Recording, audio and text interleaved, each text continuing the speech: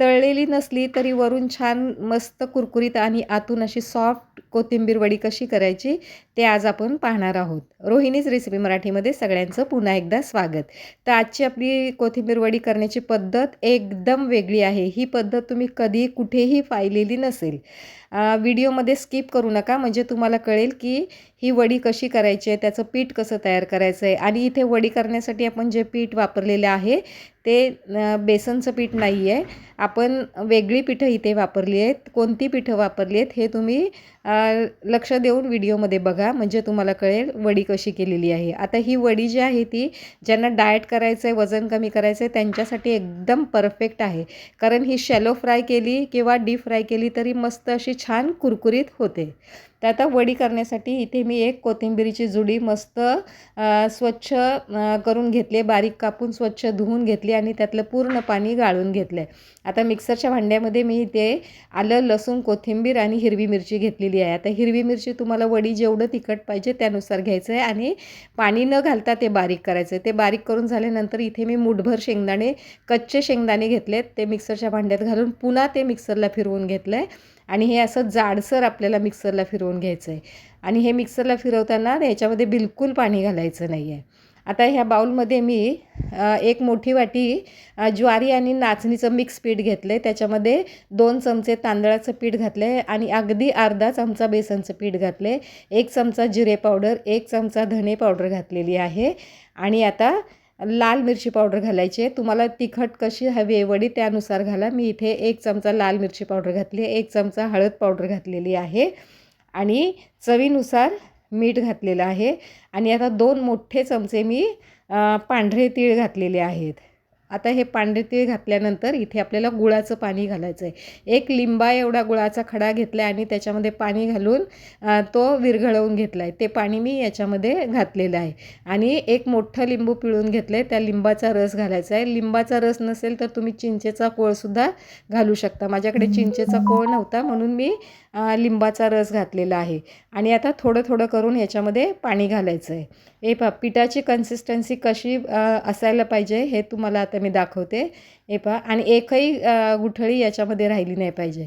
ही अशी पिठाची कन्सिस्टन्सी हवी आहे.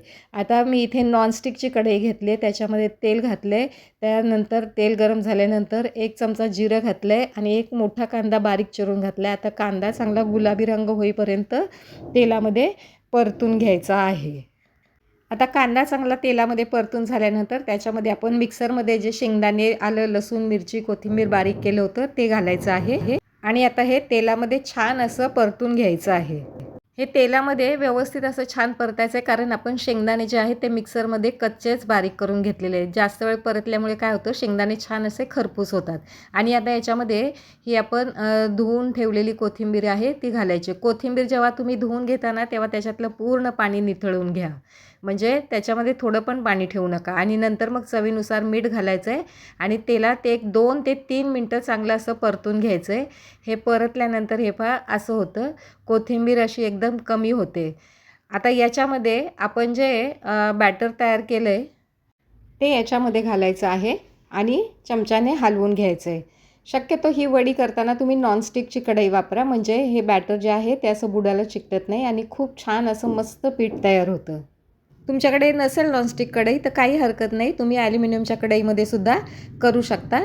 फक्त एवढंच की तुम्हाला पीठ ते सतत हलवत राहावं लागेल. आता याच्यावरती आपण एक 5 मिनटं झाकण ठेवायचं आहे. 5 मिनटांनी हे पीठ छान असं वाफवलं जातं. 5 मिनटांनी आता मी हे झाकण काढून घेते आणि आता हे पीठ पुन्हा मी चमच्याने हलवून घेते. आता हे पीठ आपल्याला पूर्णपणे घट्ट करायचं आहे. झाकण याच्यासाठी ठेवलं होतं की त्यामुळे काय होतं, पीठ असं छान शिजलं जातं. आणि आता हे सतत असं हलवत राहायचं आहे. त्याच्यातलं पूर्ण पाणी आटलं पाहिजे आणि छान असा पिठाचा गोळा तयार झाला पाहिजे. हे पहा, आता आपला पिठाचा गोळा तयार झालेला आहे. हे पहा, कढईला अजिबात चिकटलेलं नाही आहे आणि मस्त अगदी स्मूथ पीठ तयार झाले. आता मी गॅस बंद करून घेते आणि पीठ थंड करून घेते थोडं. आता ह्या स्टीलच्या प्लेटला मी काय करणार आहे, थोडंसं तेल लावून घेणार आहे. तेल स्प्रे करून घेतले, तुम्ही ब्रशने किंवा हाताने सुद्धा लावू शकता. आणि त्याच्यावरती आता मी हे पांढरे तीळ घातलेले आहेत पांढरे तीळ घातल्यानंतर हे कढईमध्ये आपण जे कोथिंबीरीचं बॅटर तयार केलं आहे ते या प्लेटमध्ये ओतायचं आहे आणि चमच्याने छान असं सगळीकडे व्यवस्थित पसरवून घ्यायचं आहे. हे पहा, हे असं स्पॅच्युला असेल तर त्याने छान असं पसरलं जातं, किंवा तुमच्याकडे कालथा म्हणजे त्याला काही लोक उलथणं असं म्हणतात, ते सुद्धा वापरून तुम्ही हे करू शकता. आणि वरून असं छानपैकी आता तीळ लावायचे आहेत आणि हे बॅटर आता एकदम पूर्णपणे थंड करून घ्यायचं आहे. थंड झाल्यानंतर हवं तर तुम्ही हे एक 5 मिनटं किंवा 10 मिनटं फ्रीजमध्ये सुद्धा छान सेट व्हायला ठेवू शकता. आता हे आपलं पूर्णपणे थंड झाले. आता याच्या आपण वड्या पाडून घ्यायच्यात. हे पीठ पूर्ण थंड झाल्याशिवाय वड्या पाडायच्या नाहीत, नाहीतर वड्या व्यवस्थित निघणार नाहीत. हे पहा, आता ह्याच्या मस्त वड्या निघतात कारण हे पूर्णपणे थंड झालेलं आहे. ही वडी खायला इतकी पौष्टिक लागते आणि विशेष म्हणजे खूप हेल्दी आहे. ज्यांना बेसनचं पीठ चालत नाही त्यांच्यासाठी तर खूप परफेक्ट रेसिपी आहे. हे पहा, आणि किती छान व्यवस्थित निघतं आहे. आता ह्या वड्या तुम्हाला हवं तर तुम्ही डीप फ्राय करू शकता किंवा शॅलो फ्राय करू शकता. डीप फ्राय केल्या तरी छान लागतात आणि शॅलो फ्राय केल्या तरी वरून छान खुसखुशीत आणि आतून अशी मस्त सॉफ्ट अशी ही वडी तयार होते. ज्या लोकांना डाएट करायचं आहे, ज्यांना तळलेले पदार्थ नको आहेत किंवा ज्यांना बेसन पिठाचे पदार्थ चालत नाहीत, पोटाला त्रास होतो, त्यांच्यासाठी खूप मस्त ऑप्शन आहे हा.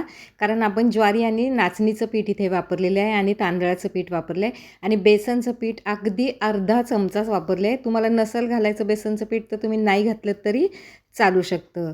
ही अशी ही मस्त कोथिंबीर वडी आपली तयार झालेली आहे. हे पहा, आता मी तुम्हाला दाखवते ही वडी आतून कशी मस्त एकदम सॉफ्ट आहे आणि वरून एकदम मस्त कुरकुरीत आहे. हे पहा, आणि चवीला जर म्हणाल तर एक नंबर लागते ही वडी. तेव्हा रेसिपी तुम्ही नक्की ट्राय करा. आणि माझ्या चॅनलवरची रेसिपी जर तुम्ही पहिल्यांदाच पाहत असाल तर अशाच छान छान रेसिपी बघण्यासाठी चॅनलला सबस्क्राईब करा, रेसिपीला लाईक करा आणि रेसिपी शेअरसुद्धा करा.